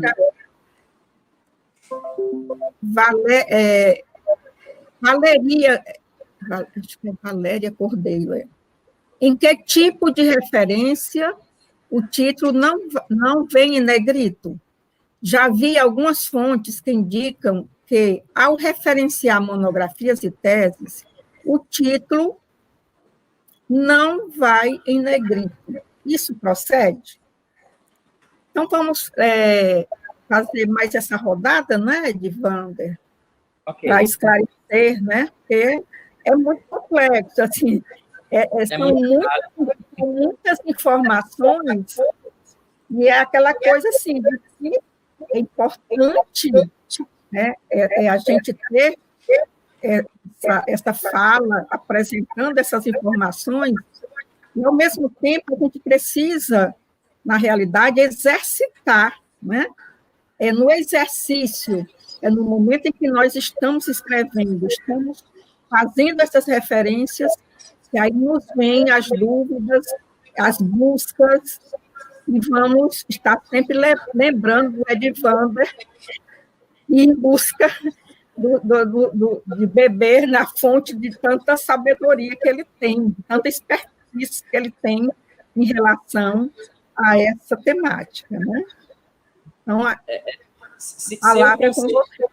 Obrigado, professora. Se eu conseguir, em parte aí da audiência que está com a gente, em desmistificar essa coisa que norma é chata e por que eu uso, né? Eu já me dou por satisfeito. Porque a gente viu aqui a importância nessa tarde, né? De cada elemento, de cada pontuação, de cada itálico que é usado. Informações adicionais entre colchetes, né? Como provar que esta outra fonte existe. O seu leitor, se você, por exemplo, um documento eletrônico, como eu trouxe aqui nos slides, o disponível em e o acesso em, né? Se o teu leitor acessar esse link, ele vai visualizar lá que a fonte está lá, que aquela informação acrescida está lá, certo?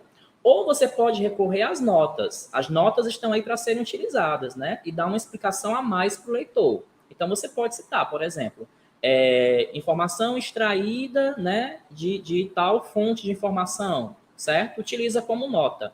Isso aí é tranquilo na composição da referência, tá?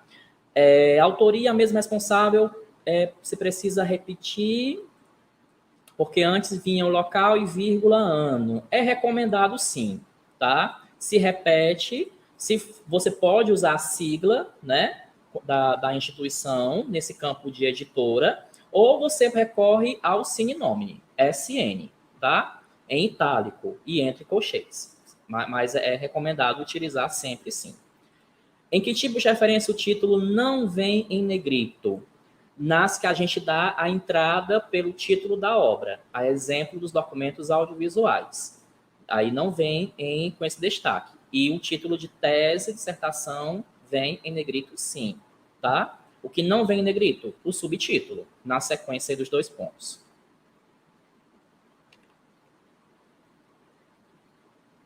Ok? Acho que foram as 3 aqui. Vamos ter mais alguma pergunta?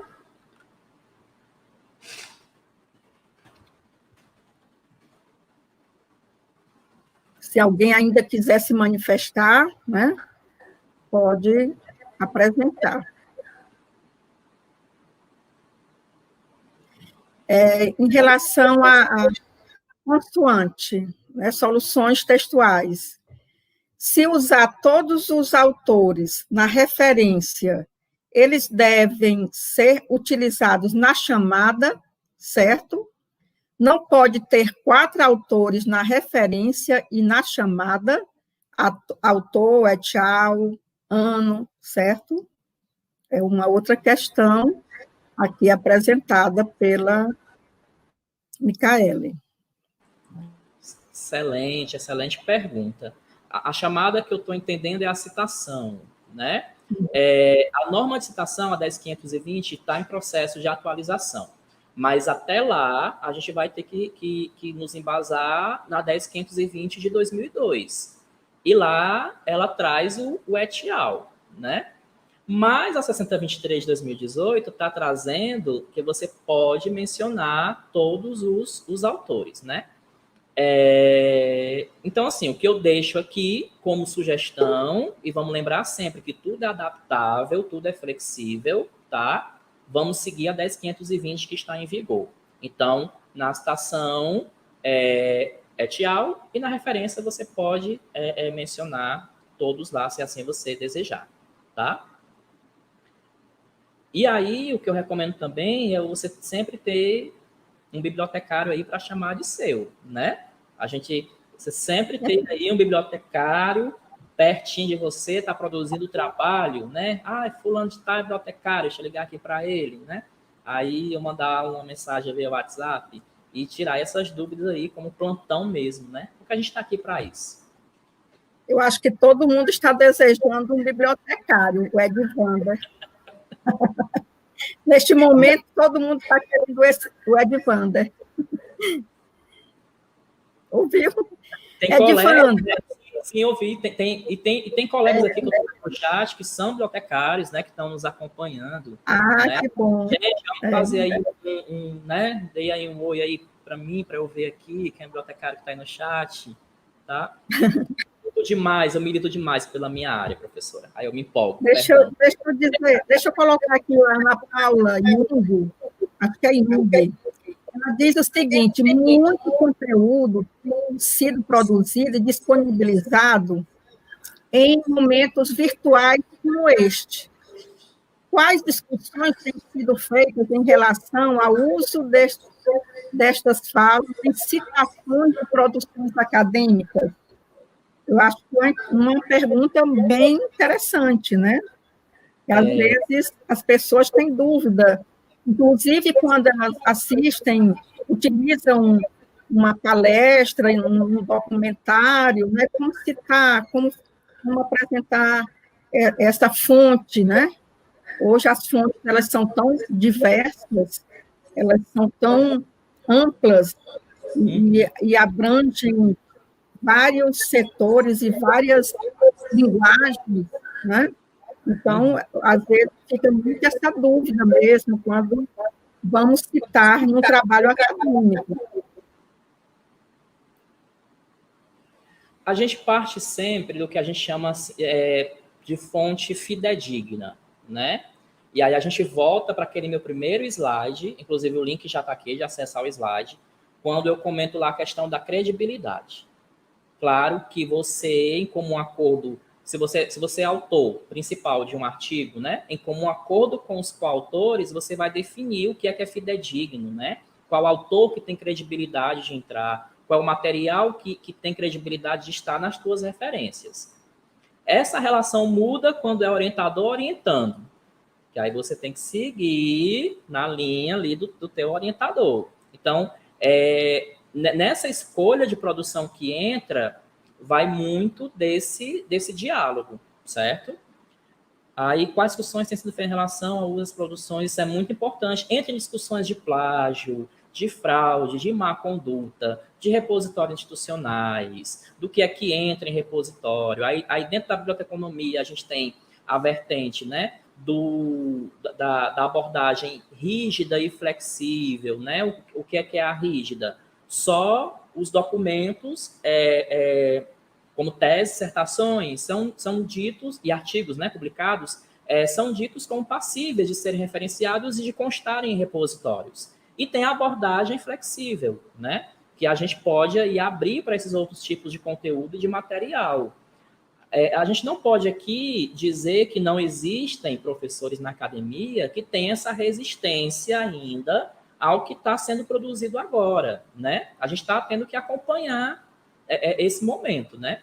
Eu acredito que ela está falando também nessa questão de lives, né? Desse conteúdo aí dito, que a gente chama ainda na minha área, né? De fonte informal de informação, né? Mas eu vejo que é uma discussão que deve perpassar, sim, as nossas academias, tá? O bibliotecário precisa estar incluído também nessas discussões aí. A Maria Eduarda Chaves, ela pergunta, qual a melhor ferramenta para a tradução de artigos? O homem. Aí eu chamei o homem de ferramenta, né? Eu vou recorrer aqui a eles também, mas eu vou defender um posicionamento meu. Não vamos confiar em Google Tradutor, não, né? Não vamos nessa, não. Vamos focar, por exemplo, que na UFC a gente tem projetos que trabalham com isso, né? E vamos nessa linha de tradução, em específico, eu defendo que ainda o profissional que trabalha com isso é o melhor caminho, tá?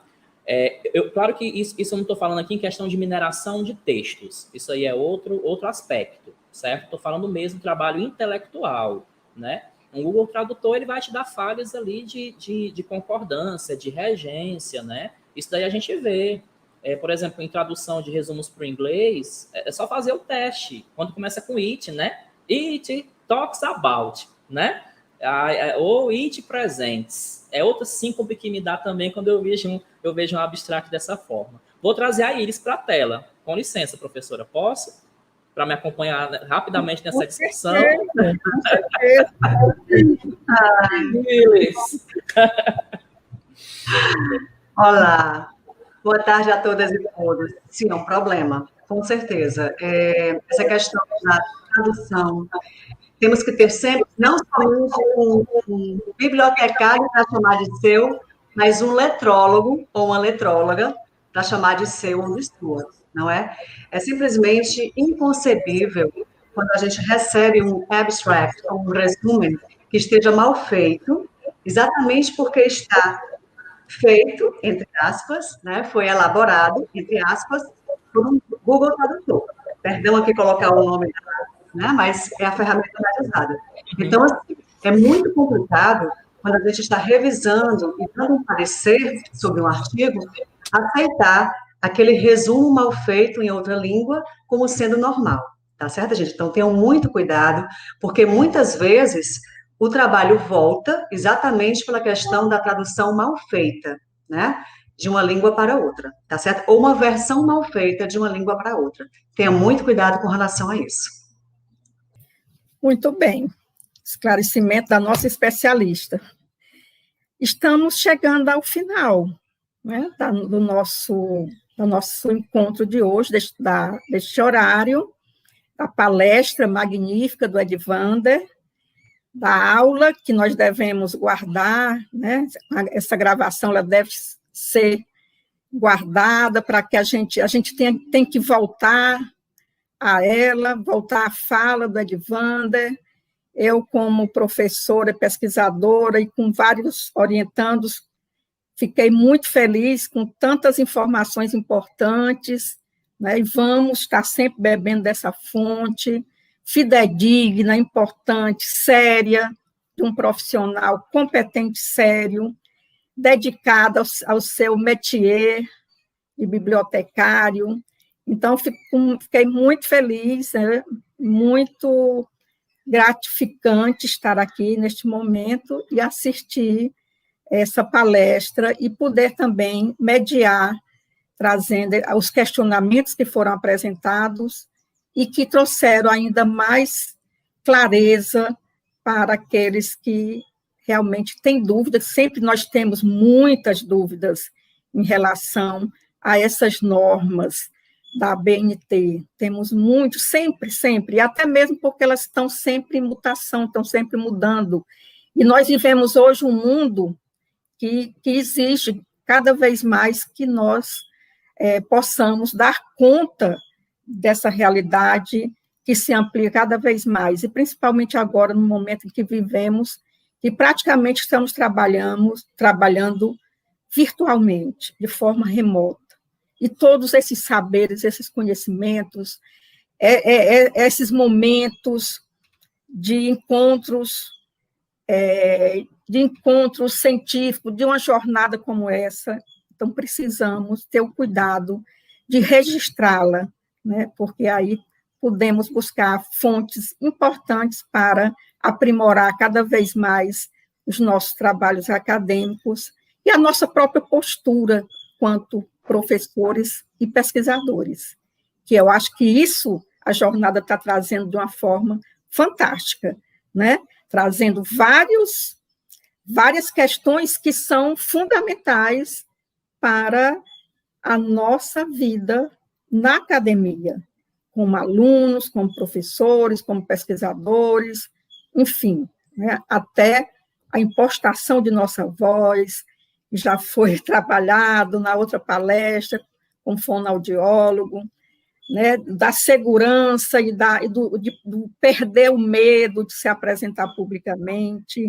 Enfim, assim, é muito rico e eu fico muito feliz, parabenizo a eles e toda a equipe envolvida nesta jornada. Parabéns a Edvander e parabéns a todos que estão aqui interessados em aprender, interessados em realmente se desenvolverem como pesquisadores e como pessoas profissionais no âmbito da academia.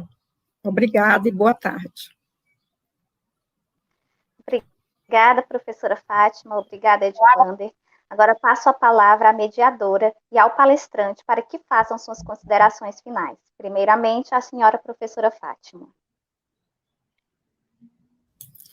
Eu acabei me adiantando, né, nas minhas considerações finais. Peço desculpa ao cerimonial, eu me antecipei, mas eu só agora ratifico tudo que eu já falei, né, e dizer que, mais uma vez, da minha satisfação de estar aqui, principalmente num grupo tão seleto, tanto em relação aos organizadores, na pessoa da Iris, que eu homenageio e faço minhas saudações, aos palestrantes, né, cada um melhor do que o outro, competência incontestável, foram escolhidos a dedo, a equipe organizadora, as meninas e os meninos que estão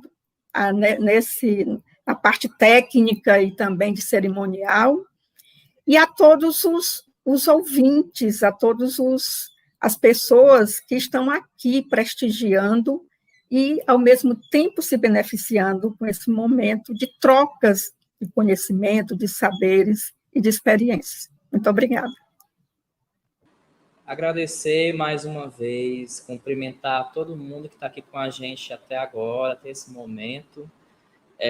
Obrigado, eles, obrigado à equipe, obrigado, professora Fátima. E vamos seguir juntos aí, que tem programação até amanhã, né?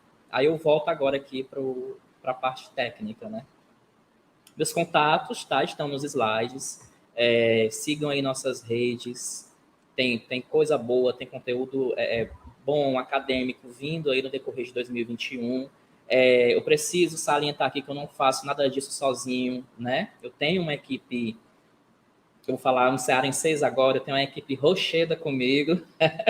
E dentro dessa equipe tem meu diretor, o Felipe, diretor do Sistema de Bibliotecas da UFC. Obrigado, meu colega, que nos apoia aqui no canal.